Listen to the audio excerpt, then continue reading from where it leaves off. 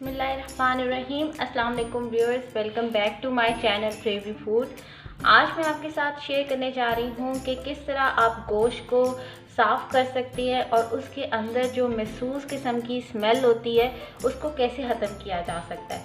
ख़ास तौर पर बकर ईद के मौके पर जब गोश्त मिलता है तो उसके अंदर एक महसूस सी स्मेल फ़ील होती है।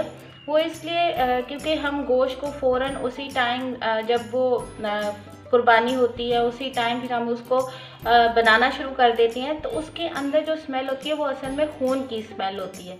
जब नॉर्मली जो आम रूटीन में जब गोश्त ज़बाखानों में जो ये कुर्बानी होती है या वो जानवर को ज़बा किया जाता है तो उसको काफ़ी देर के लिए लटका दिया जाता है, तो उसमें से जो खून है वो काफ़ी हद तक जो है निकल जाता है। लेकिन आमतौर ईद के मौके पर ऐसा नहीं होता, तो उसमें एक स्मेल फ़ील होती है। तो आज मैं आपके साथ एक मेथड शेयर करूंगी, वो मेथड यूज़ करके आप गोश्त को साफ़ करें तो इंशाल्लाह आपको गोश्त की स्मेल बिल्कुल भी फ़ील नहीं होगी। और ऐसे मौक़ों पर जब आप गोश्त बनाएं भी तो आप लहसुन और अदरक का इस्तेमाल जो है वो ज़्यादा करें, तो भी गोश्त की स्मेल काफ़ी हद तक फ़ील नहीं होती। तो चलिए आइए शुरू करते हैं।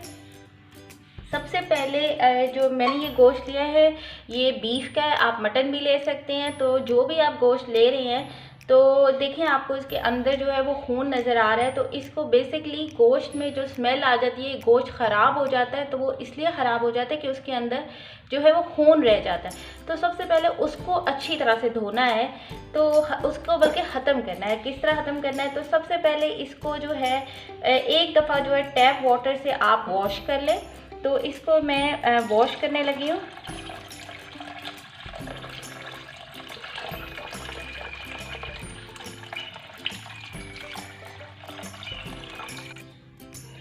गोश्त को मैंने एक दफ़ा पानी से धो लिया है और इसके अंदर अब मैं इसकी स्मेल दूर करने के लिए डाल रही हूँ।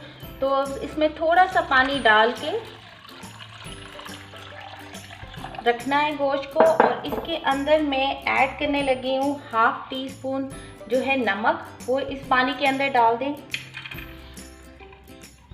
और ये मैंने लहसुन लिया है, ये इसकी स्मेल दूर करेगा, ये इस पानी में डाल दें आप।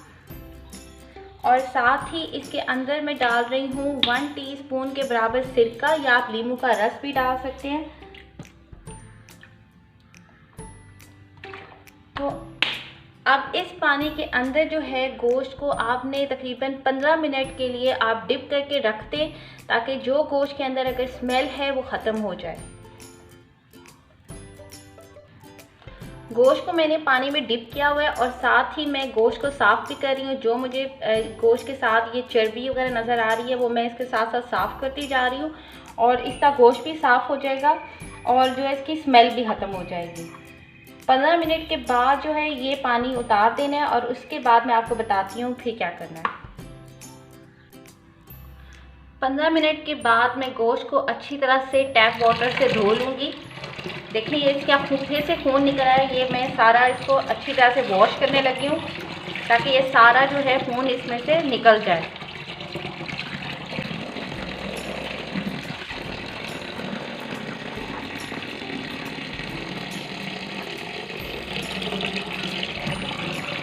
ये देखें गोश्त का बिल्कुल सारा इसका जो गंदा पानी था, वो जो उसमें खून नज़र आ रहा था वो निकल गया है। और अब मैं ये पानी इसका ड्रेन कर लूँगी।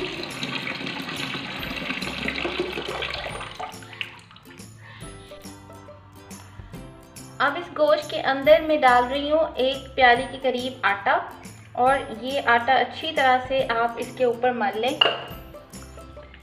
ये आटे से इसके अंदर जो भी खून होगा वो सारा इसके आटा जो है वो जज़ब कर लेगा। और इसके बाद आप इसको आधे घंटे के लिए रख दें। आधे घंटे के बाद इसको अच्छी तरह से वॉश कर लें और इंशाल्लाह बिल्कुल गोश्त साफ़ हो जाएगा, और जो है ना इसमें कोई स्मेल रहेगी और ना ही खून। तो इसे मैं रख रही हूँ आधे घंटे के लिए, और आधे घंटे के बाद इसको जो है वो वॉश कर लेना है, और इसको अच्छी तरह से इस तरह मल लें। ये देखिए ताकि सारे जो है ऊपर इसके आटे की कोटिंग हो जाए।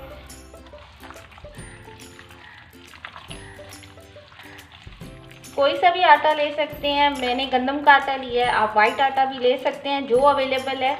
और उसके साथ आप इसको अच्छी तरह से कोट कर लें और आधे घंटे के लिए मैं इसे रख रही हूँ। आधे घंटे के बाद मैं आपको दिखाती हूँ और इसको फिर वॉश कर लेंगे।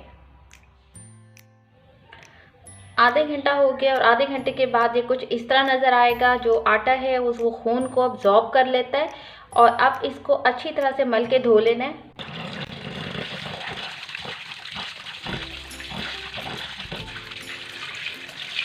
तो अच्छी तरह से धो के छलनी में मैं डसती जाऊंगी ताकि इसका सारा पानी अंदर से निकल जाए और ये बिल्कुल खुश्क हो जाए।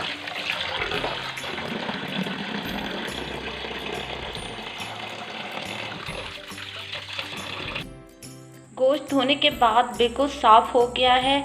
आप भी इस तरीके से गोश्त को साफ़ करें और गोश्त की स्मेल बिल्कुल ख़त्म हो जाएगी। मुझे उम्मीद है कि ये वीडियो आपके लिए यूज़फुल साबित होगी और इसको अपने दोस्तों और फैमिली मेम्बर के साथ भी शेयर करें ताकि ये उनके लिए भी फ़ायदेमंद हो। और अपनी दुआओं में मुझे याद रखें। Take care. अल्लाह हाफ़िज़।